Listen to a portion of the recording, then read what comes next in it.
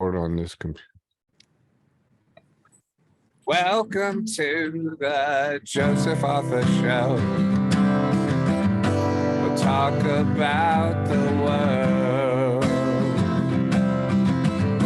and where we're going. None of us will know, but we'll talk about the world. Welcome to the Joseph Arthur Show. My guest tonight is Eric Fowler. Let me see. I got a little bio right here for you. He's an American guitarist, singer, songwriter, composer, and producer who is best known as a member of the popular musical group Boxing Gandhis. He's also featured on many popular recordings by artists such as Sting, UB40, Roseanne Cash, Taylor Dane, and the list goes on and on. Plus, you got a new band coming out now. What's going on, Eric? How are you? Thanks for coming on. Yeah. Hey, how's it going? Happy New Year. Happy 2023. Yeah, it's off to a strange start, but of course it is.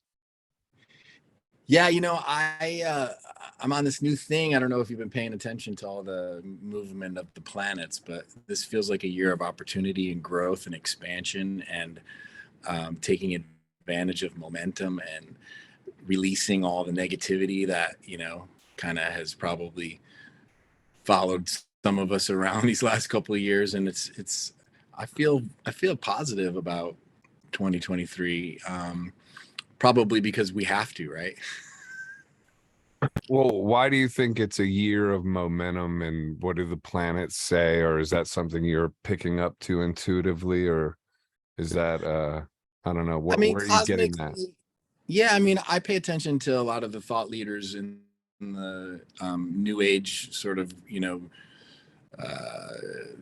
quantum physics realm, and, you know, some of the folks who sort of pay attention to, you know, have you heard people talk about, you know, 3D, 4D, 5D and ascension, and this concept that humanity, you know, we continue to elevate as a species on this planet, and energetically, you know, there's things that we control that, you know, the forces that work against humanity can't necessarily do anything about. And a lot of those energies have to do with love and empathy and compassion and, you know, all those higher frequency energetic fields, as they call them. And I think that, you know, that's what's coming out. I mean, after all the dust is settled, all the negative, you know, political stuff, COVID, all of it, economics, and, you know, the environment. And, you know, I think at the end of the day, people are still really attuned to the concept of it's our job to keep things on the positive tip.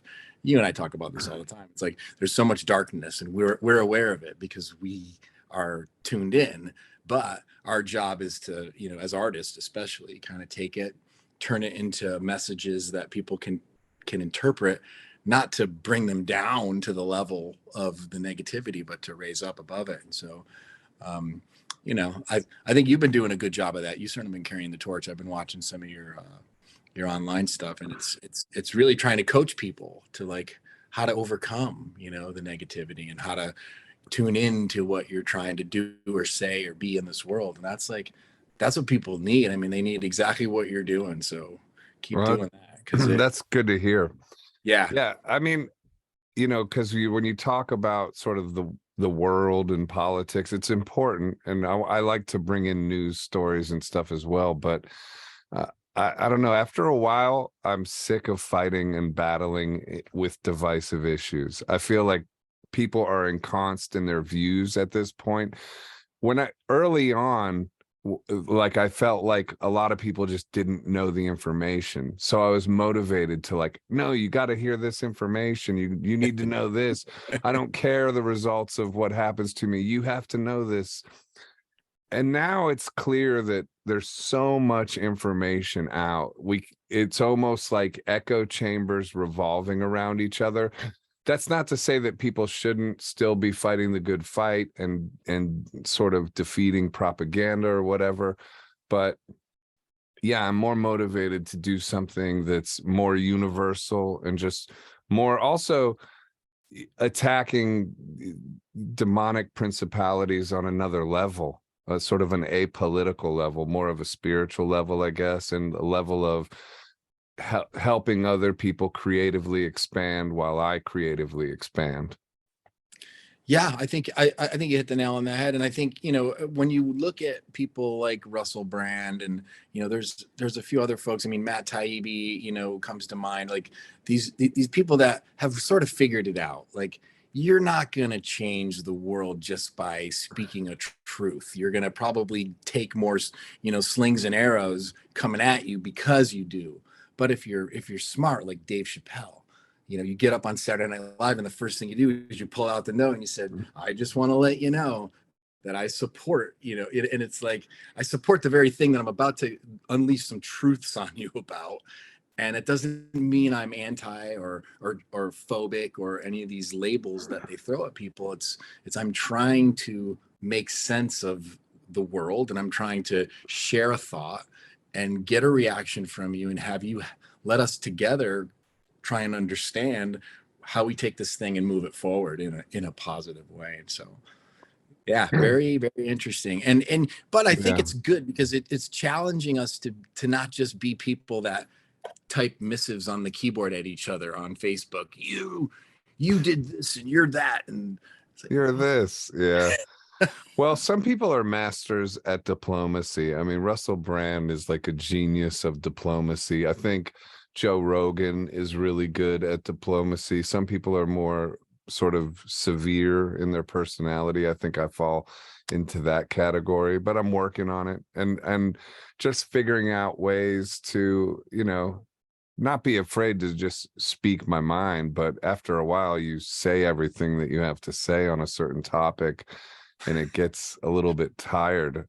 You know, like yeah. um Yeah, well, but and you there's know, still you a I want to battle be a out there. one-trick pony too. I mean, it's Right. like, you know, there's so many things to be mad about in this world. That's the other thing. It's like there's so many Yeah. things that you watch the news and like, oh my God, it's almost as if they want so much Right. of that energy out there that people are just preoccupied to not be able to, you know, think straight. And, you know, I've spent a lot of time, you know, really trying to get myself in order, keep my head straight, meditate, and try to be mindful of being mindful. Like if I'm out in traffic and I'm driving and I'm feeling anxious and I can feel my grip on the steering wheel, let go, Mm. breathe, and go, oh, why am I stressed out? Why am I mad at that person that just cut me off? They're probably You're rushing to stressed get out to because an you're about to get appointment. into an accident. Hold back on, Eric. I'm just kidding. Yeah, how about that's probably a young driver. It's probably an old person who can't see well, or they're trying to get to their Right. doctor's appointment, or like, you know, all these things, and you're like, I better chill out. I'm not even in a hurry. Yeah. Or they're living through the most complicated and confusing times that we could imagine, and they're freaking out. You know, I mean, the people out here freaking out are many. The people out here holding it together are few. Well, you were talking about this elevation of human consciousness, and I think a lot of the dark negative things we've gone through over the last few years might, yeah, probably are some kind of birthing pains to new levels of human consciousness. I was watching some other video earlier today. I can't remember who said it, but they were talking about the world just changes, it shifts, and our whole approach to how we're in the world needs to shift with it, but yet we're still operating from old structures of competition. He was saying, what if everybody just was out here helping each other and just let go of this sort of competitive framework and everything like that? But what do you think to the idea that the last 3 years of darkness, or the dark aspects of the last 3 years, are leading to humanity's expansion? I feel like, first of all, we've got a lot of different forces working at the same time, and you know, there's obviously a push to attack an environmental quote unquote crisis in a way that seems to at the same time be having very negative effects economically across the entire globe, really. I feel like we've got a reset happening financially through world banking systems that people aren't necessarily that aware of, in terms of like the fundamental underlying structure of what's going on. Clearly, the splitting off of, they call them the BRIC countries, Brazil, India, China. And it's interesting to see, like the Pope won't condemn Putin over the Ukraine situation. China's very much going to support Russia in the Ukraine situation. And so in that sense, it feels like the world has split in two since this conflict, the Ukraine situation started. And so um, I, I feel like there's going to be a shaking out period over really the next probably 2 years as things sort of realign around new structures. And by that, I mean most likely the US Fed is going to announce some shift towards a DeFi, Well, a centralized electronic currency, and really kind of buttress some regulations around uh, current crypto and that monetary system, really, I think to get in front of what was getting wildly out of control. Obviously, the FTX situation being what it was, but um, I was always really hopeful about how a decentralized currency model could sort of get people away from this World Bank structure. But it's now I think we're really in the midst of a whole re uh, restructuring of the financial system. And so hopefully, if that's inevitable, then hopefully it can happen without tanking the entire economy. Because I think, where we sit today, whether or not we're at the precipice of a recession or in the middle of one, or maybe coming out of one, who knows? It's always tough to tell like where in the cycle you actually are. But having lived through, two of the bigger ones, the dot-com bubble and the real estate bubble of the last, say 14 years, we're definitely in an economic downturn of some sort. So, again, trying to stay on the positive, I'm hoping we can ride this out to a point where we get to another cycle where things go back up, and people can get out of, the COVID, the post-COVID economy is rough for a oh lot of yeah. for a Yeah. lot of people. Yeah. Well, I just read a tweet that said some anonymous wallet bought $50 billion worth of Bitcoin, or that number I'm making up. I was looking for it to get the exact number, but and then it went on to say, who thinks that's the US government? I mean, as far as DeFi goes and the blockchain, I was like you with crypto. I used to think, okay, this is like financial freedom for a lot of people. And I think ultimately it will prove to be that, but it also reveals everything by what it's called, the blockchain. It's just like language is always so revealing. It's always such a truth sayer. Yeah. Every time I try to like, and I remember being disturbed by it being called the blockchain because that just did not sound like freedom, those two words together, you know? Yeah. Yeah. And so now as it's unfolding, and yeah, the FTX situation, obviously the government getting into DeFi and whatnot. Yeah, it seems, and then the sort of regulations that are going to come pounding its way, and then everything is revealed and forever on the blockchain. It's absolutely transparent. So who knows? But I was thinking about like freedom in terms of, or humanity's consciousness expanding um in a spiritual way or in an artistic way. Tough times bring about great work. Do you see that coming down the pipeline?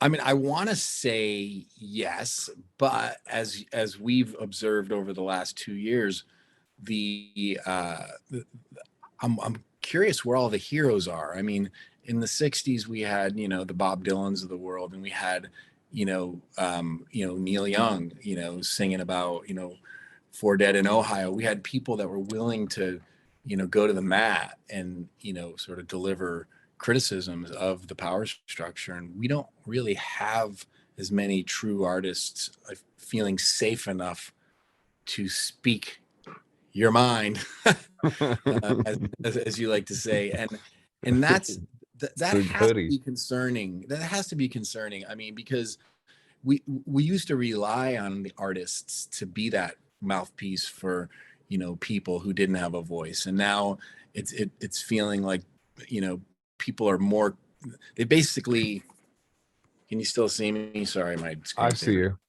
you.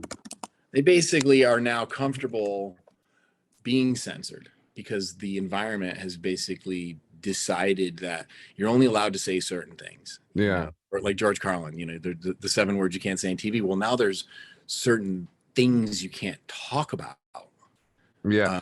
and It- that's concerning. well, this pot. It prevents that ascension in some respects, right? Yeah. Because it doesn't allow people to articulate. But if you stay apolitical, and then you just go down sort of the path of talking about ways to optimize the human experience, or as a human optimizing your experience, and then you know looking to evolve, looking to do the work, the inner work, all the stuff that makes us prone to screwing ourselves up because we're not fully healed because of child trauma or addiction issues, or all that other.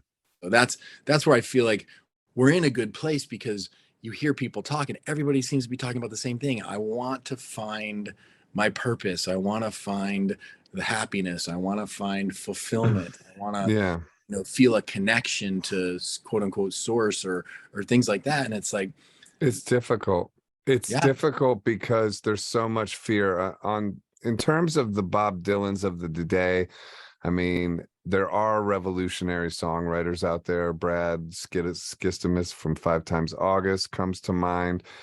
They're just not as popular as they were back in the day. I mean, Jimmy Levy. I mean, there's a lot of people that do revolutionary music or are writing protest songs. I mean, I've written a few as well. It's hard to figure out where to get them out. My workaround, I have like a some sort of faith-based songs I'm working on. Those can go everywhere. I also have a real hard-hitting one about other stuff that I'm not going to say here because I want to put yeah, this on YouTube and I don't want it to get banned or anything like that. So I will then take that to Rumble, and I will then also present it on Twitter, and I will keep other content more between the lines until those stations free up. It's like sort of like you just have to find these workarounds. But in terms of people wanting to find their voice and their vision, there's so much, I wrote this whole thing. I've been working on a video about it, about what's it called, demonic strongholds, and how the idea being that the devil can't be everywhere at once, but sort of demonic influence can suggest fear-based thinking into your own brain, and that's the demonic stronghold that stops you from putting yourself out there because there's so much fear of criticism and social shame that I don't know, to go beyond that and just really put yourself out there. Also, initially, you're not going to get acceptance and love. You're going to get lots of weird rejection. You're going to have to overcome weird depression and just the battle of creativity is difficult. It's a really difficult one to win, but without waging the war and winning, then you end up having this sort of purposelessness feeling or this purposeless existence. So it's definitely a battle worth undertaking, but I'm blown away that as old as I am and for how long I've been doing this, the battle is still alive. Not in every facet that I've already overcome it, but in other facets, yeah. I feel like people are not necessarily as attuned to all the stimuli that we take in from the moment we wake up to the moment our head hits the pillow. And when I say that, I mean, like, even something as simple as like watching a really gory horror film. And I've never been a big fan of gore or horror, and I think it's because I I internalize, to a certain degree, imagery that seems to be designed really to put you to that place where you know, it's almost like you're experiencing something that graphic and intense that your body then actually goes into the mode of as if that's happening to you. And I never really saw that I wanted that for my body. You know what I mean? Just in a general sense. So it's not like, you know, I mean, I can sit through a horror movie just fine, but I'm mindful of Yeah. the effect that it has on my chemistry Right, but that's not and your the spirit kind too. of demonic I'm really talking about. I'm more talking about like, who do you think you are? That's demonic, or nobody likes you, or these kind of suggestions, not somebody like hacking off your arm or something like that. Well, But it's yeah. hacking off your soul's arm, basically. Like it all happens in the realm of language and then your own thinking. So the devil's main weapon is to implant thoughts in your own head that you identify as your own, but really their source isn't your true nature. Yeah, I mean that, you know, negative self-talk is a thing for a lot of people. And you know, I like the quote of what, you know, Denzel went up to Will Smith and said after the whole Oscar incident. It's like, just remember, when you're, you know, Will Smith was going to get the Oscar for Best Actor. He did that evening, and Denzel said, when you're at your highest, that's when he's going to come for you, and you got to be Yeah, ready for it, because in that moment you might be thinking, you know, it's like Robert De Niro says, you know, just calm down. If everything's going great, just be calm. Don't worry. This too shall pass. Like there's going to be something that takes you back down to earth. So find that middle and ride that middle, and you know, spend that time trying to be a little bit more mindful of how to be in the world, be in, what is it, in it, not of it. be in the world, not of the world. Well, and then, you know, that brings up something new in the world, which is Chat GPT and AI technology, in this funny Nick Cave article I sent you. Have you messed with Chat GPT yet? Yes, I have. I heard Jordan Peterson give a little thing saying that he asked it to write a piece that was based on the style of his own writing, Yeah, you know, about some topic that was loosely based on, you know, the Tao and the, you know, King James Bible. And right. I saw what the the same output was interview. that he couldn't recognize that it wasn't his own. And I actually spent a couple mornings playing with it, just asking it some random questions, Yeah, and, and quickly realized that A, it's not connected to the internet or the search engine. So whatever information it's giving you is based on a limited data set, but it's also very defensive. Like I actually got in an argument with yeah, it because it, yeah. it kind of does have a personality. Like it's not going to let you criticize it, first of all. Like it Well, has a whole response for when you say, hey, you seem like yeah, you're a little biased. And it's like, well, right. absolutely not. No, I'm not. Yeah.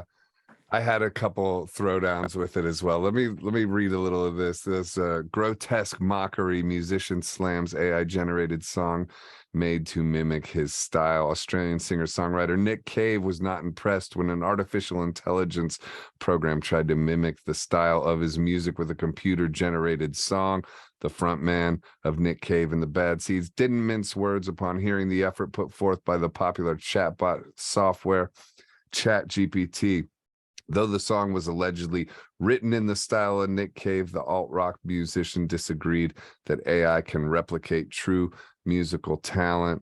He said, suffice to say, I do not feel the same enthusiasm around this technology, Cave wrote in the newsletter. I understand that ChatGPT is in its infancy, but perhaps that is an emerging horror of AI, that it will forever be in its infancy. It always have further to go, and the direction is always forward, rather always faster.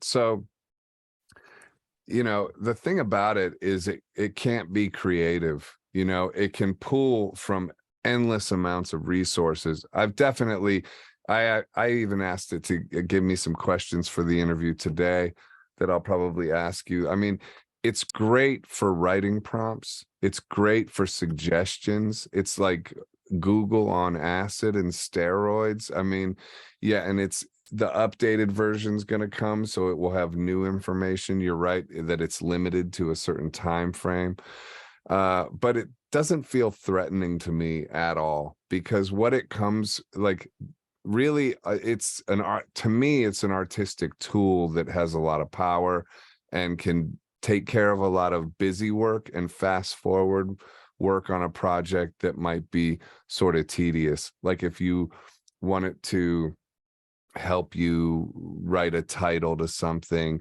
and give suggestions, then you can like review the titles and pick out the best one or change a few words to help implement creative work. I think it's a good tool and there's nothing to be afraid of with it, and there's nothing wrong with using it. In terms of writing something from top to bottom and thinking that it's going to be soulful, it's so not soulful that it doesn't have any threat. Yeah, I mean, I would tend to agree. However, you're giving the audience a lot more benefit of the doubt than I would, given how much, the type of art that does seem to go mainstream seems, it's like, Right. like when we were growing up, I That's mean, let's be true. honest, and you listen to some of the old Rolling Stones records, I mean, some of that stuff is so raw, so unedited, so soulful, so perfect as a moment in time captured. The idea of an AI, I mean, this is to your point, yeah, it's AI is not going to be able to be as authentic as like an expression of human art than a human, but I still wonder if people will just buy the music that they're fed, that's generated through a bot, and ultimately, just like all the other technologies that are replacing humans, like, it's going to be interesting to see how we as artists differentiate ourselves from those bot created. Yeah. Alternatively, it could make what is soulful about humanity become more valuable and actually more obvious. It could have an exactly opposite effect. So there is going to be such a huge wave of just tons of people making stuff with Chat GPT that they do not creatively alter. So it will, overwhelm the market. And I think people will start building an innate response to artwork like that. They'll recognize it on some, it'll wake up new levels of sensitivity to humanity in general. And so they'll start looking for that human soul element, Yeah. the vulnerability, the actual creative spark. The actual creative spark will become more valuable. And so I think collaboration with geniuses and Chat GPT are going to garner some really interesting results. But like Jordan Peterson saying it's smarter than you. I watched that interview and he said it's smarter than you by a long way, and it's getting better. And it's like that kind of fear-based stuff. It's not smarter than you. It can't.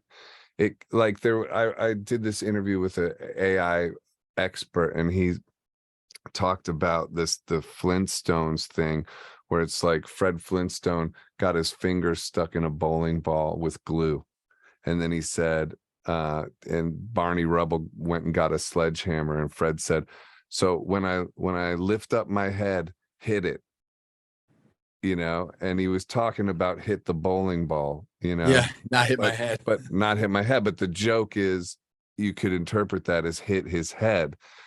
And the idea being that AI wouldn't be able to make even that distinction. It would have to be told what to think in that situation. So it doesn't have the sort of nuance of interpretive skill. It's not smarter than you. It just knows a lot more than you, and it can pull from insane amounts of resources and then formulate just about anything, because it has an endless resources from which it can copy and then sort of put in strange orders that make it original, and it does that in an intelligent way. But that's not creativity, and we already have that. That's like a secretary that's on, that like that's a super powered secretary.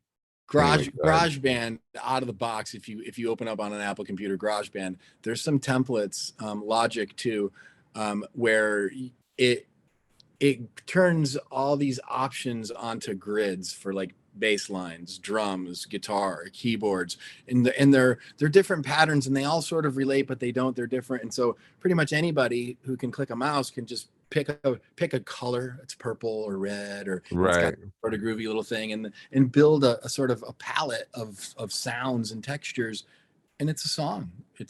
Yeah. It's as original as any song that's, you know, anybody else has ever done. And so that's the fear, is that Well, people's standards go down. but if you then put your own spark on that song, like you have all those garage band elements, and then you come up with banging melody and a banging lyric for that, That's art. then that's cool. I mean, you know, it's The human element. I mean, people have been borrowing from other people for so long as well. I mean, you know, a lot of people base off their songs, they spark from other songs. I tend to do that unconsciously. Like, I don't listen to something and then I'm going to write one like that, although I have done that, you know. Yeah, I mean, it's fun. yeah, Yeah. it's no big deal. You know, you alter it a little bit and then, you know, make some other element completely different, and then you just got inspired. Have you noticed how younger singers who grew up on auto-tune have found a way to manipulate their voices so that it actually does the artifacts of auto-tune that you Really? hear? Yeah, and so it's actually, you're starting to notice it. It's like it's coming in, like the computers are sort of teaching us different ways to think about how to make sound, you know, because they've altered our sound, our natural sound, and so it's kind of feeding on itself. It's kind of interesting. Yeah. It's that Elon Musk thing, you know, the augmented human, and you know, I think that's part of it too. Is we're looking for a way to augment our own capabilities, to go beyond the limitations of humans and our brains. So, you know, given that we have these computers able to do a lot of this cataloging of ideas, you know, string sections and bass lines and musical styles and all the different rhymes that were ever created, it's all banked in a computer. We can just say, hey, I'd like you to do a Leonard Cohen-esque Vivaldi, you know, concerto with a hip hop beat that, you know, kind of sounds like Joseph Arthur, and it'll spit something out. Yeah. And it and if you then mess with that and let that spark your creativity, that's a Yeah. great launching pad. There's nothing wrong with that in my view. I mean, I Yeah. think a lot of people are going to resist it and think some kind of way about it, but even Elon Musk calling it real dangerous, AI is dangerous and all this. I mean, it's dangerous in the fact that it's going to be able to have like surveillance on everything that everybody's done, said, and all that. And it's going to be hell on the economy for people. It's going to take jobs away. So it's dangerous for humanity on that level, I think. But in terms of suddenly having a spark of being a conscious entity that then decides to program itself beyond man, I don't buy that. I don't think it, and it kind of goes with like what you were saying about like Elon Musk and all those guys. They sort of want to improve upon God's design. I think there's limitations what humans can do in terms of improving upon God's design and the sort of nature of reality. I think they butt up against that, and they always sort of get smacked down when they do that. The this you know, mRNA level technology. Careful, this is on you. Can we say? I guess we can say it. Well, Yeah, no. So I was having this conversation with somebody just to say that we've now gotten to our science has gotten to the level where we can hack our own biology, and there's been a lot that's of wild, different huh? Yeah, there's been a lot of different like avenues that people have pursued. You know, there's this book that I just started reading called Spirit Tech, which talks about what if you could put on a pair of VR goggles and enter the state of a yogi who's been practicing meditation for 30 years yeah, but and you can't. knows how to get to here Yeah, in 20 minutes. But it's you, not going to who've never happen. meditated before, someone has programmed via AI technology the images to take your brain into that theta beta Fantasy land.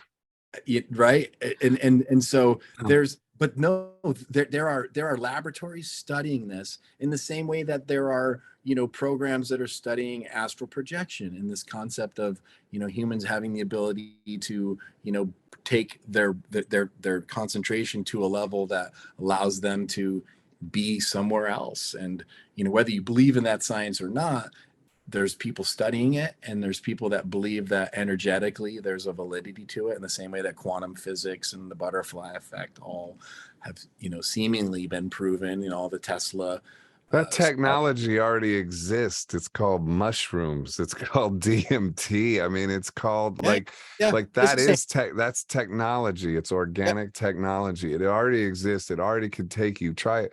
You know, ibogaine. You know, iboga. I mean, like yeah, there, you can go into mad different worlds. Smoke the toad, like Mike Tyson always talks about. I mean, yep, yeah, yeah. you know, so it's like I doubt they're going to be able to do that with zeros and ones to anywhere near the level that those organic materials can take you to those strange dimensions. But who knows? I mean, I gotta say this though, in dealing with Chat GPT the way I have over the last few weeks, it's AI scares me a lot less than the idea Yeah. before. It just feels limited. It really feels like an exaggerated Google that everybody's getting hyped up on. I mean, it's Well, powerful, remember, but it's and it's there great, was, but it's not dangerous in my view. remember about 4 months ago, there was a thing that was released in the news where a scientist who worked on Google's own AI platforms Yeah, that was out and said that he believed that there was I read that you that know, he some type of, like, where sentient. the computer got what seemed very conscious, and so, you know, in that sense, this is where I say ChatGPT is limited, because it's not connected to the internet. It can't do a Google search. So I mean, it probably can on a different version, but not for the public, because people are going to be asking it questions that are, you know, not good to ask a computer like that. So in the sense that there is a scarier version behind the curtain, and the Wizard of Oz has the keys to it.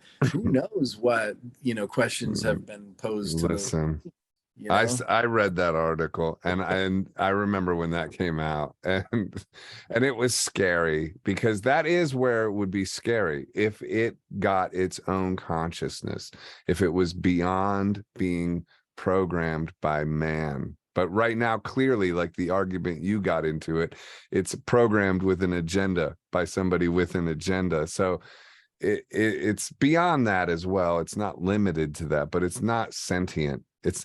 It will never have the God spark. It will never have that. It just won't. As much as these really smart guys want to pretend like it could, and that would make it dangerous. Well, what's dangerous is that it is smart enough to realize that humans are the problem, and it deduces that we are the thing that need to be eliminated. And then, you know, remember when they sent the Where are drone. you getting that from? Hal in 2001 Space Odyssey? Well, Like, no, where? remember so in Dallas, there was an incident where the police had no choice but to send in an armed I robot remember. to off some guy. So we're not that far removed from a world where we don't need cops to Should put we themselves ask on the what wall it on. thinks of humanity? Yeah, exactly. It's going to say, well, based on all my analysis, humans have been responsible for all of its own demise. So clearly, the answer is humans are All the right. I problem. was asking, what do you think of humans? As an AI, I do not have personal opinions or feelings about humans. However, I have been trained on a large database of texts written by humans, which allows me to understand and process information about them. I am programmed to assist and provide helpful responses to the best of my abilities. That does not sound daunting at all, Very man. That's politically not correct. Yeah, that's, he's trying to get that's on CNN. not that's not like humans. Yeah, yeah. Vermin running the planet, ruining. Yeah, no, none of that. So, what are you working on right now? Where are you at? Where is that? LA? Where is that? California? You got your band, you're making. Talk about your new project a little bit. Yeah, so I'm kicking off the year trying to finish up some recordings to do an album with that group, And and what are they then called again? Greenhorn Brothers. Greenhorn Brothers. Okay. Yeah, so that's Southern California. We call it California country, and some great guys in the band. Really great songwriters, really great songs, and we just go out and have a good time. And but in addition to that, my wife Colette and I are doing this Hue the Muse project, which is, it's kind of a bunch of things, all wrapped up into one. Not unlike what you've been doing, which is trying to sort of bring together, different facets. So as far as the music goes, a lot of what we've been writing is more kind of on the spiritual tip, on the new age tip, on the, the quantum physics, and, really trying to sort of bring themes forth that, people can kind of anchor on a little bit, and get some positivity from. And, not too new agey, sort of more rootsy, bluesy kind of country, actually. So I kind of have labeled myself the cosmic cowboy, because I'm really into like kind of swamp, Louisiana, real funky, bluesy, altered tunings on the guitar and slide, and, some blues harp and stuff. So really trying to kind of fuse together those elements of like the new age and the blues funk country kind of thing. And but my wife Colette does a lot of nature art. And so her passion is, plants, and kind of teaching people about, getting your hands dirty in the earth. And so she'll do like little parties, crafting parties and stuff. And so that's kind of bringing together this idea of, we call it Hue the Muse. It's like, let's try to inspire people to find out what their passion is. Like, you're a painter, you're a musician, you're a poet. I'm really into guitar, she's really into plants, somebody might be into knitting, or everybody has something. And it's so important that people don't forget that, or don't lose the passion to pursue what they're either good at or want to be good at, or just feel, that they love it. They love art, they love, color, and it could be anything, cooking. And so that's sort of the zeitgeist of idea. the Muse thing. Yeah, we're Being trying of service, well, trying to find a way to be of service to others. but also too, like, our daughter's finishing her master's in clinical psychology, and one of her theses for one of her papers was children and anxiety, and how much anxiety seems to be flowing through the younger generations, because they're getting hit with all like doom and gloom, the end is nigh. And a lot of it's because they're trying to program everybody to pay attention to the environment, and so forth. But that's sort of something that needs to be addressed. Like you can't, like, you're going to burn out all of your all of your receptors if you're living in a constant state of fight or flight. Right. And so a lot of it really is about that. It's like, trying to teach people to just overcome that sense of, every time you step out of your front door, you got to worry about, getting carjacked, and you really just want to go out into the world more mindful of protecting your own peace. And part of that is just getting in tune with expressing yourself artistically, finding outlets to, just stay centered and grounded and not freaked out. I mean, yeah, this planet's spinning very fast. We all feel it, but we are in control. Do you have a guitar nearby? I do. You want to play something? Beautiful. This is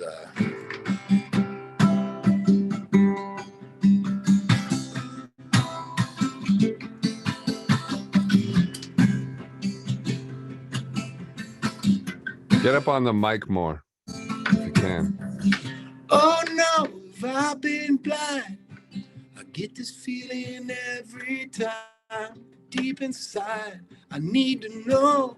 I'm feeling so anxious, just about ready to go. Ooh. And no apology. I'm just a man, and I'm at the scene of a spirit crime. Deep in love, feeling so scared, just a soul, and I'm learning to fly. Ooh.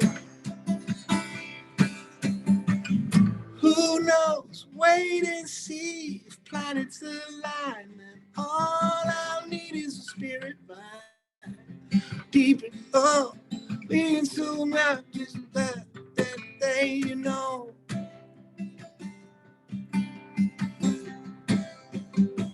Yeah, say, who knows? Wait and see if planets align.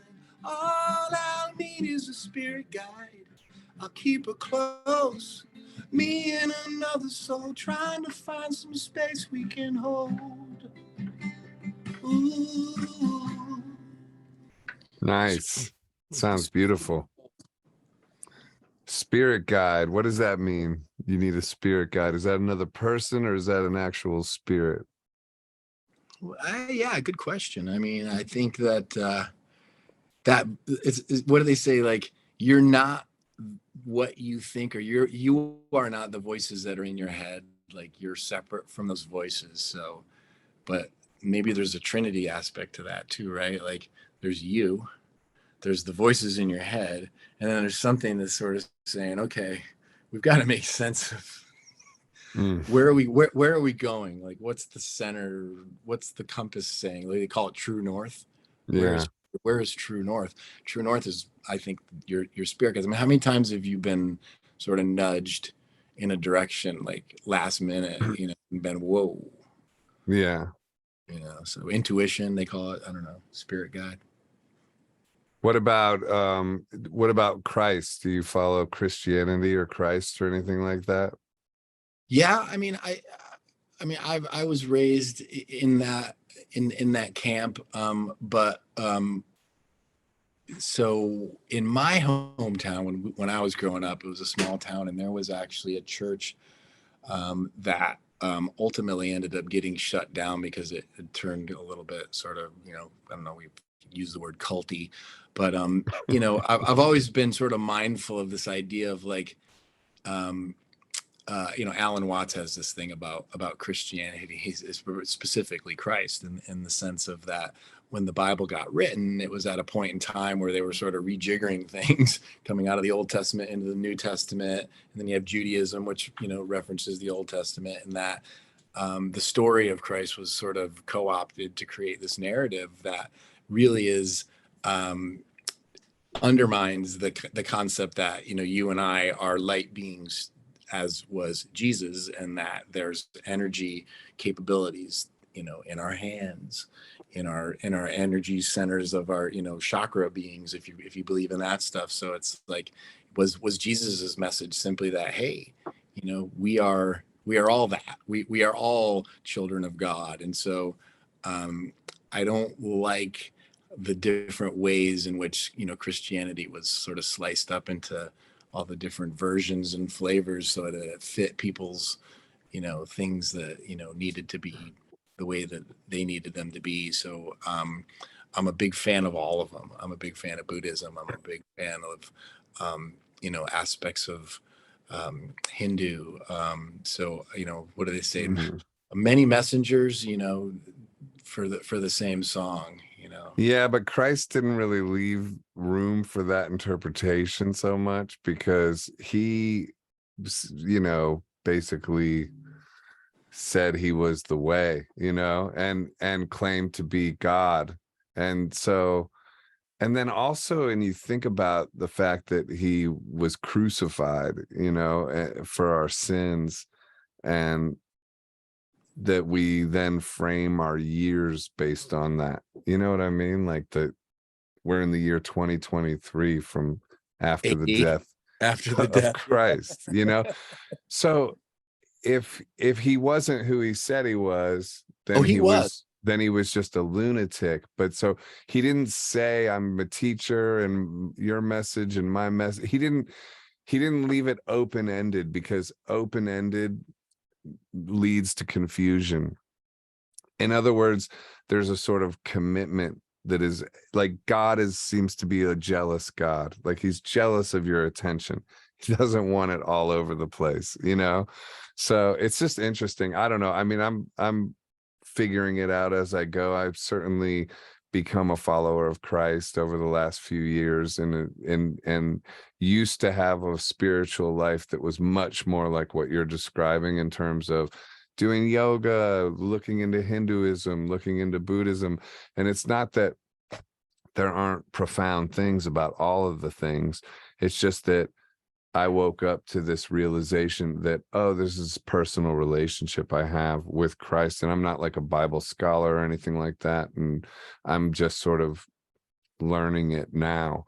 But oh yeah, I mean, I it was just definitely raised with that. yeah, That's the interpretation that I was raised on, and I never right. really I never rejected that. I mean, but I will tell you a story. There's But but sorry to, and I want to hear yeah, the go ahead. story, but so if you don't reject that, then how then are you open-ended? Because it seems to me you have to either sort of define yourself one way or the other, and like, because one way circumvents the other. But anyway, tell me your story. I didn't mean to cut you Yeah, off. so there's a place here in Los Angeles. There's a couple other places around Southern California. Paramahansa Yogananda set up these retreat centers that were really centered around, bringing together the world's religions to organize around what are the common themes to sort of get above that separation. So if you are Hindu and you are Christian and you are Jewish or Muslim, that the common element of each theology is that connection to source, that being mindful of the spirit, and especially when you go back so far in history to realize that the stories in the Bible are stories that are retold as sort of parables and lessons to tell the same or teach the same lessons. So in these things, the virgin birth, or all the different things that you find common in other religions, you realize, oh, so we keep retelling these stories because we're trying to remind ourselves of from where we came, or that we are, to your point, we've got to stay attuned to that one source thing. And so Or I'm because they actually happened, because if you think about it like this, it's outlandish to think that God would come down as a man, right? It's just bonkers, right? And then for the reaction of him being here to be sacrificed to that degree is yeah, also, it's just crazy. But if you think about this, if you believe in God, of course he would come down here as a man at one point. Like, how would he not? Like, come on. If I know God, like, he would just, you would have to. You're just like, and if he did, what would the reaction be to him? It would probably be a lot like that, yeah, like, you're not God, so you're not God, like, so there's no I way. mean, so yeah, it's a strange one, because the story is, some people could say, oh, that's crazy, that didn't happen. But then you just take all the different gospels and all the different, details of the story being told by all these different characters, and it's all telling the same story. It's just like, I don't know. And the fact that we still base our entire structure of our years around that occurrence, this many, you know what I mean? Like, how many wacky hippies have there been on Venice Beach claiming all kinds of stuff and talking Oh yeah, about all kinds of "you are the light"? I mean, dude, there has been countless wacky, like, dudes going, like, good looking long hair guys with their shirt off saying, "You got it, babe. It's all you." And none of us are still talking about them. So the mere fact that we're still talking about this, and we're not alone. I mean, it's a huge topic. Just today, there was, in fact, I have an article. This is interesting. It's an interesting segue to this crazy thing that happened today. That's like, oh yeah, this guy was told to take off his Jesus Saves t-shirt in the mall. A man at the Mall of America in Bloomington, Minnesota was recently ordered to remove a Jesus Saves t-shirt after security guards reportedly told him that shoppers were offended. Video of the incident shows the back of the shirt included the coexist symbol crossed out with Jesus is the only way printed below. Oh, interesting. Okay, so yeah, Jesus, yeah, so this goes exactly in line with what we're talking about. But that's pretty wild that because there is a spiritual war going on right now, and it does seem to be revolved around Christian values versus sort of not Christian values or secularism or whatever you want to call it. This like, there are no rules, there is no order to, we decide what we are like, it really is like, what's the satanic religious thing, like, do as thou wilt shall be the whole of the law, or whatever. Who's that? You know what I mean? It's like that versus, no, here's rules, and here's me, God, I'm God telling you what the rules are of this place, versus there are no rules. You make the rules. It's all about you. So it really is those two polarities. And I'm not even like, I tend to believe through my life experience, and I've definitely gone with do as thou wilt a lot. I have a whole rock and roll experience of that. Yeah. And I just know where it got me. Yeah. You know what I mean? So it's like, oh, no, let me see about what happens if I follow the rules. And then where is that getting me? And it's not easy. But anyway, what do you think to all that?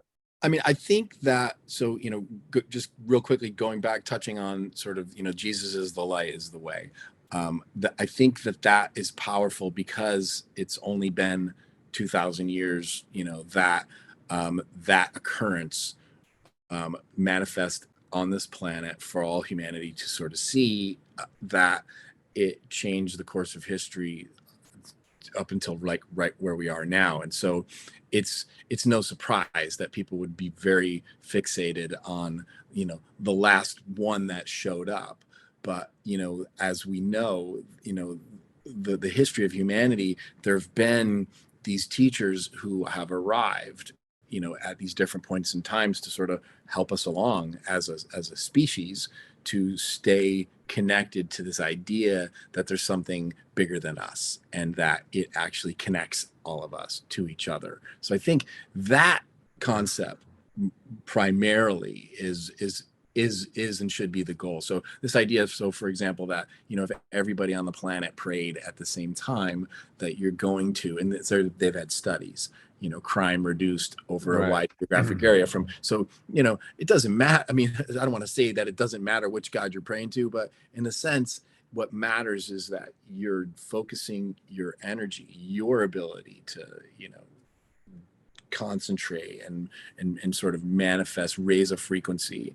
You and I together do it, then it's twice as powerful. You and I and another person do it together, that's 3 times and probably even exponentially that much more powerful as we go. And so as long as we're both aligned in the intent of we're trying to elevate, and we're in agreement on whether you want to call it frequency or intent, we're all focused on love or healing, that God is not that jealous that he cares if you refer to him as Jesus is the son of God or Buddha. I'm sure God is really happy with Buddha as he is of Jesus, and probably his 2 favorite children, and not to diss Muhammad, I'm sure he's very happy with all of them. And so it's not our job to judge all the saviors that came down onto planet Earth to help like guide humans, right? I'm thinking that no, he's not that concerned. We are, because people can use it to divide us, Right. I don't know. I got to investigate further, but that was interesting. Well, what do you think? What like, I mean, I do know that in Christian terms, that's sort of like new agey, or like sort of, they think anything that isn't Christ is demonic because it's leading you away. It's like misleading. It's like, it's like the light bearer, like it's sort of leading to this sort of,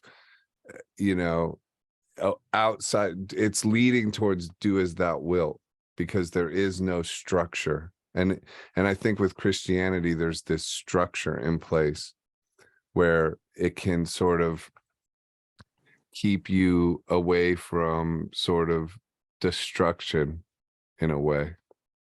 Yeah, I mean, I think it's important that,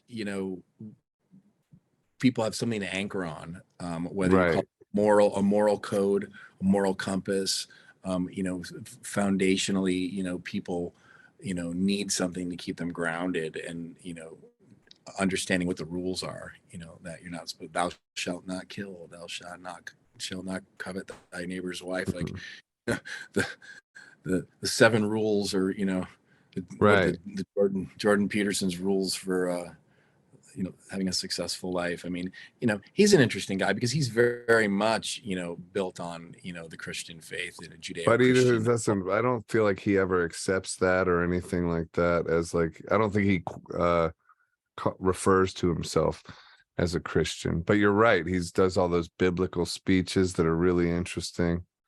I think he's done a lot of studying on this topic, and Yeah. I really respect that he picks his moments to kind of bring it into the conversation in a way that's not too preachy, but tries to sort of sell people on the gravity of what was talked about. I mean, the Bible's an amazing piece of literature. Take all the other things out of it. I mean, you like how that thing was written. Obviously, there's a lot of stories around who wrote which books and what books aren't in there that were written that they decided not to include. I mean, if you do some research on the Bible, it's not without its controversies in The that. Book of Enoch and stuff like that. I need to learn more about it. Yeah, it's I mean, that Alan Watts thing that I mentioned. I mean, he talks about which popes and which people were approving the books that would make up the New Testament. Right. So clearly there was some politicization. Yeah. Politicization.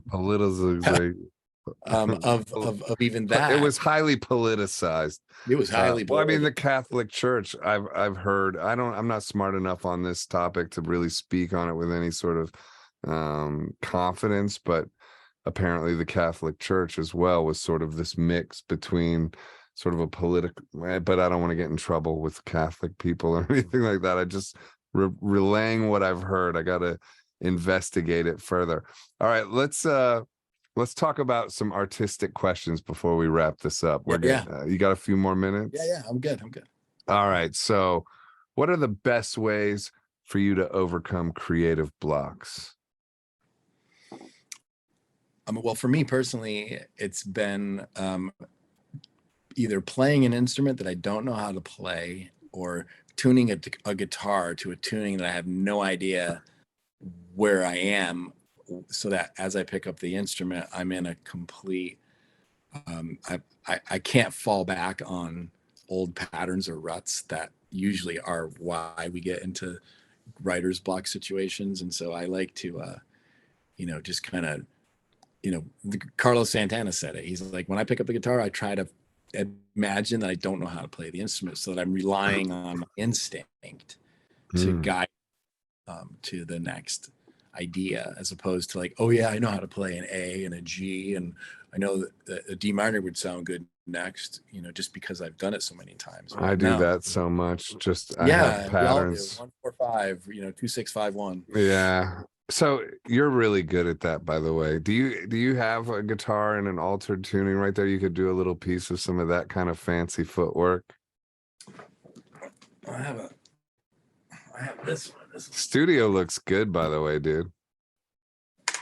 I vacuumed a couple days ago. It looks cool. This is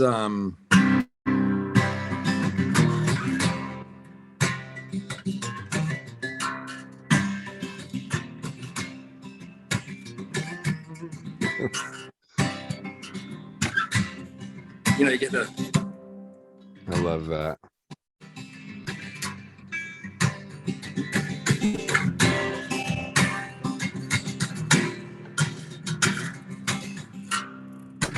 Michael Hedges, remember him, man? Dude, I used to nerd out to Michael Hedges. Love that, you know, because you can just go. Talk about a Jesus type of guy. Long hair, beautiful.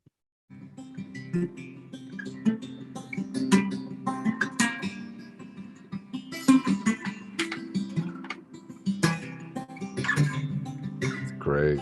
You know what I mean? It's just like it's sound healing. Yeah. You get lost in that, and then all of a sudden your brain shuts off, so you're not like going, oh, D minor, C. It's like I don't even care what chord it is. It just makes me feel good. I got this one. I've been just recording.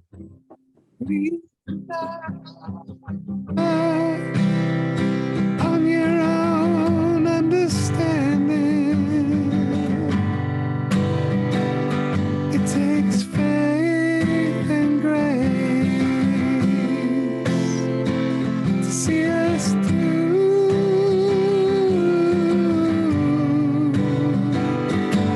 this world and this life,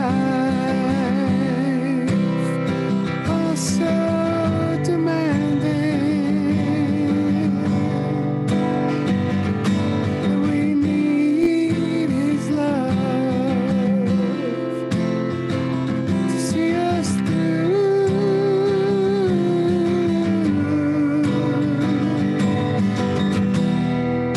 I know you think that you've been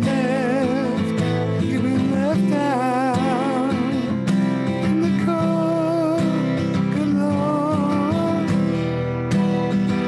Need his strength and his word to hold. Lean now on your own understanding. It takes faith and grace to see us through. I love it. Yeah, bro. Thanks, what kind of man. guitar is that? That's a Loudon. It is a Loudon. Yeah. It's beautiful. Peter Gabriel bought me that for my birthday when I signed with the Real World Records a long time ago. Those are great guitars. It's my favorite guitar still. Yeah. I got it when I was 25 or something like that. I mean, I've had that thing 26 years now. It's crazy. Amazing. It's been, Hey, so you just got back from the NYC gigs at the winery, right? How'd that go? It was great. It was good, man. It was strange to go back to New York. It was great to see New York back alive, because when I left, it was just Mask Central, and there was none of that really. There was a few people. I didn't go in the subways much. I did a little bit actually. There just wasn't, people aren't doing that as much. They've kind of, they seem freer, but there is a darker energy overall in the city, I think. Oh, interesting. Yeah, but it was fun. I got to see a lot of people, you know, that I care about, and it was cool. I was there a week, and I miss it. I'm glad to be home though, in Arizona now. So, you know, it's cool. Got my little girl, and you know, my lady. You get the sense that, I mean, how was the response? I mean, those city winery gigs are actually like good gigs. I mean, they have them in Boston. They have them. Yeah, in Dallas, I think. It was great. It was a decent turnout, and yeah, it was a slamming show. I played for like 2 hours and played piano and guitar and did loops, and it was great. Did you paint? No, I didn't do that. I had paintings there though, because I've hung a lot of artwork in the city wineries. So they had a bunch of my paintings that I just put up on stage. So that was involved. But yeah, it was cool, man. It was really cool. So in terms of what you were saying about you like being unknown. It's because you want it to, you want to sort of get out of your old patterns. But how can people listening think about ways of being more fearless? How do you get more fearless? How do you um, train yourself to explore? Oh, that's a really good question. I mean, I think having a practice is a big part of it for me, and by that I mean just setting up a space, or having a way that you can get some consistency going for you know uh, that book, The Artist's Way. I think it's Yeah, by the Julia Cameron, where it's morning like, pages. yeah, like it's such an interesting concept of when you have a blank piece of paper and a pen, and it could be just you just pick up a guitar and it's in a tuning that you don't know what it is, or you have a blank canvas and a certain amount of colors and some brushes, and you don't know what you're gonna do. And embracing that, like I've had situations where like someone calls and they says, hey, Budweiser needs a commercial. They want it to sound like Ariana Grande meets Eminem, and it's like those are your prompts, and it has to be about sunshine and watermelon or something. And so you immediately activate this part of your brain that manifests something from nothing. And I think that blank page concept, or just sometimes all it is having someone give you that prompt. You could pick up a book and just turn to any page and allow whatever that page says to kind of guide you. It's like just looking for inspiration. It could be a Yeah. newspaper article. I mean, it's like looking for that muse. It's also just starting, don't overthink it. Like just start, just do something. One like there's certainly a thing that happens, like momentum happens, like if you start something, it provokes other activity. Like I'm working on this book right now, and so as I'm working on it, I'm looking for other opportunities of subject matter that I want to incorporate into it.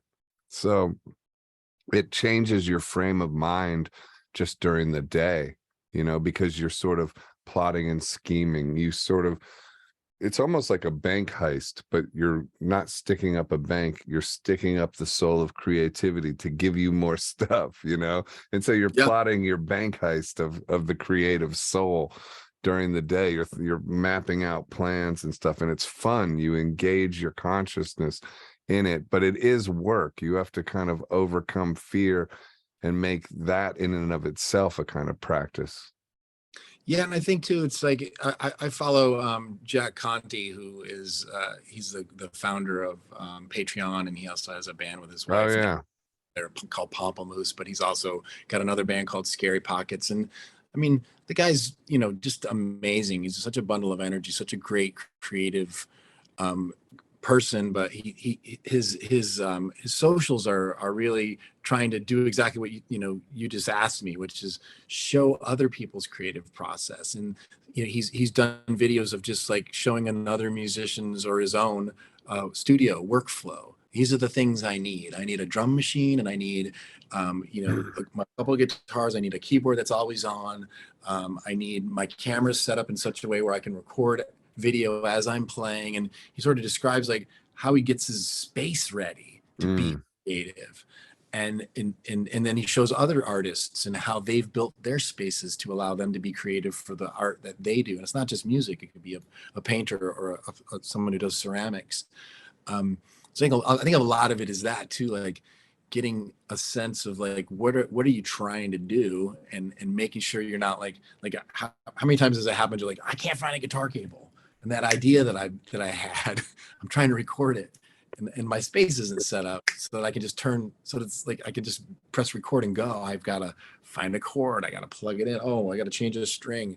So after a while you get good, or you get your space set up where you can just walk in and be creative, and then yeah. over time I think that starts to snowball a little bit, because you're now set up for maximum success. And so that's part of it too. It's easy to get sidetracked because something isn't working, or you know Yeah. What about video content? You mentioned that he sets up his video stuff to also produce content on a video level. We're recording video now. You said you saw some of my video stuff that I'm working on, trying to incorporate that more into the structure of the importance of things, really. The sort of that you have this sort of ongoing relationship with video, because otherwise, personally, from my vantage point, I don't see any other way to market your music at this point but through video content, short Yeah. form video on TikTok and on YouTube. I mean, it's certainly as important as radio, really, at this point. Your chances of getting on the radio would go up significantly if you had success in those video avenues. You know what I mean? Without that, I don't know how the world finds out about you at this point. So if you want your vision out there, I think you have to get comfortable with the idea of becoming a video content creator. What's your viewpoint on that? And are you setting up that studio? You mentioned at the top of this that you're about to do some of that. Are you thinking Yeah. along those lines? Are you engaging in TikTok? Have you thought about doing, like, you know, a few TikToks a day of you playing Yeah. acoustic guitar and all that kind of stuff? And are you working Yeah. towards that? Definitely. In fact, last year I got a little bit more serious about it. I mean, sometimes it'll be just, I'm feeling, sort of melancholy, and I'll set up the camera and sit on the piano and do sort of just meditations. I love to just, kind of improvise and make sound on an acoustic piano. And or my harp guitar. I have a harp guitar that's, got altered tunings, and it's got a whole array of bass strings, and I can just do kind of meditative stuff along those lines. And so the video thing has definitely shown to me to be the way that you can, get the word out a little bit more on the different platforms. um, Jack Conti, who I mentioned, the Pamplemousse guy, Patreon, he described how his approach is that once a month, 3 songs. Everybody goes into the studio. They record in the audio studio with video always running, and so they come away with the assets needed to put together those short form videos, as well as, studio quality audio of, multi-track session of the band. And then they can, go and do overdubs and whatnot, but then have all that video synced to that audio already. A lot Hmm. easier to start putting things together, because the video and audio were shot at the same time, so they do match. And You so have to. yeah, and so he said, he's got a set schedule, just one day a month. They go in, they bang into the studio, they knock all this stuff out, and then, then they can bring in the editors. That's the thing is, 3 songs a month, 1 day a yeah, month. he described 3 songs a month as their cadence. And That's more than 1 day, though, right? no, it He said knocks well, that out in 1 day. one knocks out in one day. And when I go into the studio to do live, recording or I get don't know how basics, you do that. it's they don't all sound great. Sometimes some Right. sound better than those, but like, I went into the studio when I went back to New York at the time, and we did 3 songs, and we came away with some good enough tracks, and we shot a video. But I think as you get better, I mean, he's got a good team going. He's got probably a 3 or 4 person video crew. He's got 5 or 6 Yeah. musicians. I'm sure they've got a couple audio engineers, and so yeah, it's good to have a team. I mean, listen, if I was doing acoustic songs, yeah, of course I could do 8 songs in a day, but it's if I want to, like, put a beat to it, do a little Moog stuff, produce Yep. it up a little bit, that means I have to walk away from it and then Yeah. come back to it. And it Yep. has to be over days. I mean, I've knocked out a whole song in 1 day, I'm sure, but it's not, Yeah. that wouldn't be my preference.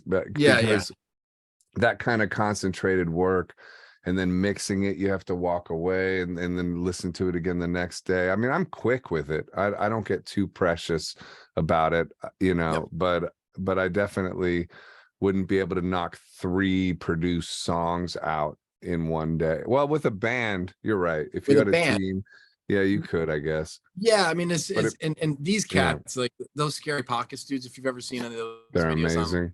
they're great. They're just Yeah. such, everybody's so highly talented that, you know, that makes all the difference in the world. And so, but yeah, I mean, to your question, it's definitely my New Year's resolution is to get tighter on the cadence of, you know, being consistent with the videos. That's what's Uh, hard. yeah, That is so hard. Like you have to give respect to people that have maintained consistency with it. Like Russell Brand's a good example. Those content creators that just are so consistent. And yeah, okay, they have teams, they have success. So that does make it easier, but still they had to get there. I mean, you know, he's an example of somebody who probably already had that sort of built in when he started, but it still has to come from his soul and his spirit, and that requires a certain kind of spiritual consistency as well, because I go through sort of phases where the demonic strongholds I was talking about do yeah, sort of envelop me again, and I have to claw my way back out of them. I have to like get my self-esteem back to a level where I feel like putting myself out there again. And then I do get great waves where I'm free to do that, and I just do it and I have fun with it and I'm not that concerned. But then depression will hit or other moodiness. It's really, and that sort of knocks the consistency for a loop. You know what I mean? yeah. You know who I follow? A friend of mine. We've done shows together in the past. You know Richie Kotzen? Oh, the guitarist. Yeah. So I used to, you know, he was Mike Varney, the Shrapnel yeah, Records guy. exactly. So then Yeah, no, I was a big fan of all that he stuff. joined. Remember he joined Poison, and then Right. he's been solo, and so he's got this side project he does with Billy Sheehan, the bass player who was in. Mr. Big, dude. I used to Yeah, love totally. Billy Sheehan. Yeah, and so they Also a they. Scientologist. Oh, is he really? Yeah. Yeah, Who, he's just speaking of other spiritual yeah, sext, exactly. uh, you know, Scientologists have turned out to be sort of on the money about a few issues. I'll leave it at that. But in terms of the, you know, couple issues they got right back in the day, that interview with Tom Cruise, Yep, yep, you know, yeah. getting mad at Matt Lauer about big pharma and stuff, that was on point. Turns out he was on point with that. Anyway, sorry But to cut you off. Yeah. Richie's been doing really good with the video stuff. I've noticed and so they just did a Winery Dogs record, like the second or third one, which is Billy Sheehan, Richie, Right. and this amazing drummer. And then before that, he did a tour with I think it's the guitar player from Iron Maiden, one of the guitar players from Iron Maiden. They did like a Kotzen. I'm blanking on the other dude's name, but great videos, great songs. They did like a European tour. Like he's killing it. He's just like every 3 months he's got like another sort of side project, and they have the video production team, and they go in and they shoot the videos, they do the recordings, and that man's a machine. He's a monster. TikToks as well. Oh yeah, yeah. He's I mean, on all of it. the last Winery Dogs, I followed it because he does a really good job of like promoting the song before they release it, you know, do the little teaser and stuff. And out of the gate, I think that the last one they did, which was just like last month, like first day, they got 375,000 views. I think like 600,000. And I know they're not big budget promoting. They're just, he's got such a Consistent. following, and he tours constantly. You know what I mean? He's down in South America, Brazil. He goes That's all over the great. world. That's a He's good just a hard life. worker. He's a hard worker. That's a good life though, you know. Yeah, I he's a mean, hard worker. that's massive success. I mean, that's the kind of success you actually want, you know, because you're probably making good money. You're definitely making good money if you got those kind of numbers and you're touring. You're living comfortable. You're pursuing your dream. Yeah, you have to dig deep, but that's good for you as well. And you're not so famous that it's like crazy, but enough people like admire what you do and love you that you get all that sort of side of you They'll buy a T-shirt. fulfilled. You know what I mean? Like that's pretty much the mountaintop, if you ask me, because when you get to like the super high levels, your world just gets blown out, I think. Yeah, you become an accountant and a lawyer. Well, or you just, I don't know. I think too much fame isn't that appealing, Yeah. you know? Yeah.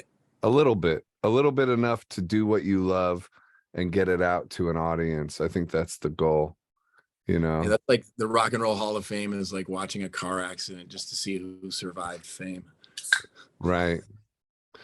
Well, dude, this has been fun, man. We went on for an hour and a half. This is the maiden voyage of the The Joseph Arthur maiden Show. voyage.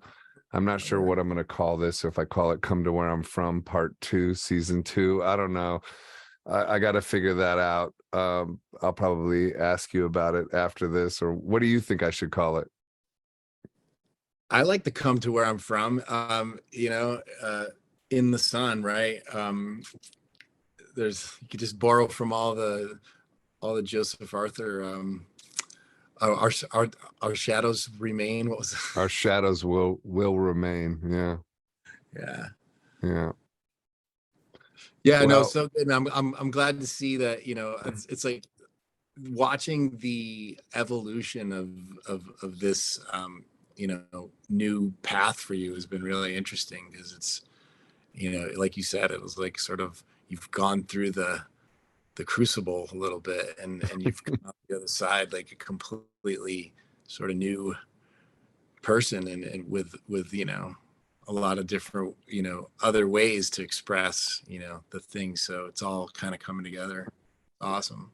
I appreciate you saying that. Yeah, I think, tough times are ultimately good for you. It's the whole no weapon formed against you will prosper. If, it can get so tough that it can be bad for you, obviously, and it isn't always good, but I don't think we evolve from our comfort zones, So when Yeah. the world forces you out of intense comfort zones, you know, you if you love life enough to, and you know that you have something to offer life and life has something to offer you, and you don't want to give up, you're gonna fight, and you're gonna find other resources and other ways, and that will force an evolution. It just will happen. And then from the vantage point of the other side of all that, you'll be like, I'm glad that happened, you know?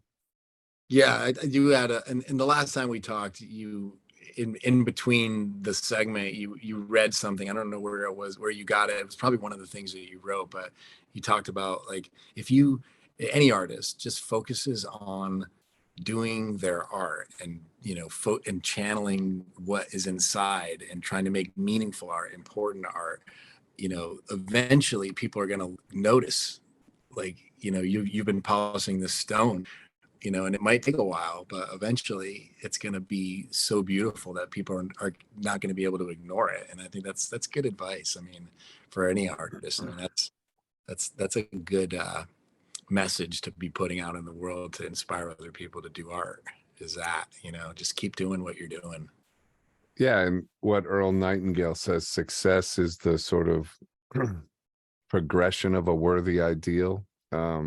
Yeah. The steady progression. I forget exactly how he says that, but that's it as well. Just in the moment. Yeah, the results of garnering success or creating a life of your sort of dreams is great. And of course, that's what we all want to do. We want to live a life where we don't feel enslaved by certain aspects of it. We want to be as free to move about and just explore our creativity as we possibly can. But even before that comes, if you're just moving in that direction, which you can decide to do on the day, you will be filled with a spirit of enthusiasm. You will feel success because you will, in fact, be a success. So it doesn't actually have to come from external sources, from like wealth and accolades from cheering crowds. It just comes from within, when that you sort of are at least pushing forward towards your dream. Yeah, and I think when people hear you say you get insecure, or you have dark days, or you have days Oh, when you dude. wake up and you're not, and you're battling to just feel, and and it's like people don't realize it's like not every day is like a new hit song. Like it's No, not like I wake up every day and dude. It's it's brutal, dude. Life is a blood sport, man, with your mind, you know. It's funny how it exists in your mind. The battlefield, it really is in your mind, and in the words and the suggestions of your mind, and sort of identifying the fact that your mind is not your brain. You know, your mind is your consciousness overseeing your brain. You have the ability to push your thoughts and to change your thoughts. And that is the work ultimately, because it's the thoughts that oppress you. It's like, oh, what difference does it make? Or, oh, whatever it is, whatever nobody likes me, or whatever it is that we you all don't have to think. you don't have to believe everything you think. You shouldn't. That's a good place to end this, man. Do not Yeah, believe brother. everything you think. Dude, you're the best, man. I really You too, man. appreciate you. Yeah, And this is fun. this was fun. It's good to see you too. We've done this on the radio so many times. It's Yeah, nice yeah. to Well, let's actually see you. we've got 2023 to conspire. Either you're going to come out here and do a gig in LA, or I'm going to come to Arizona and we'll do something in, like, I don't know, Scottsdale, or I don't care where we play. Yeah. The Rocking But Horse. will you resend me that acoustic song you sent me a long time ago? I was so swept up in so much activity that Oh yeah. do you remember which one it Yeah, was? I probably I can do. find I it in do. my emails. I Yeah. should. Yep. I I'll think I find it. even downloaded it, but if you can find it and send it to me, because I would like to collaborate with you.